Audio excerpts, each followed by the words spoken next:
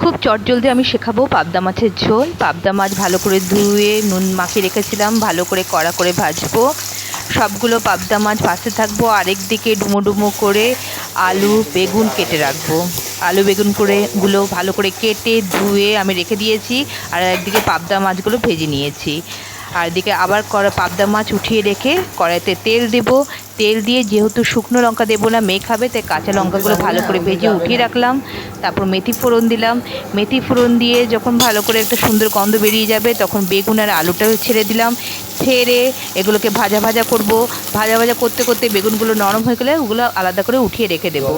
আলু ভাজা হয়ে গেছে, তাতে নুন দেবো আর হলুদ দেবো। হলুদ নুন দিয়ে সামান্য জল দিয়ে এটাকে কষাতে থাকবো, যাতে আলুগুলো একটু সেদ্ধ সেদ্ধ হয়ে যায়। যখন সেদ্ধ হয়ে যাবে, তাতে গরম জল করে রেখেছিলাম সেগুলো দিয়ে দিলাম। টকবক করে ফুটবে, ফোটার পর তাতে পাবদা মাছগুলো একে একে করে আমি ছাড়বো। দেখো, এক এক করে ছাড়ার পরে টকবক করে ফুটছে ঝোলটা। যখন ভালো করে ফুটে যাবে, তখন তাতে সেই বেগুন ভেজে রেখেছিলাম সেগুলো দিয়ে দিলাম। ওপর থেকে আমি একটু আদা ঘষে দিচ্ছি, বা আদা বাটাও দেওয়া যায়। দিয়ে সামান্য সর্ষের তেল আমি ওপর দিয়ে দেবো।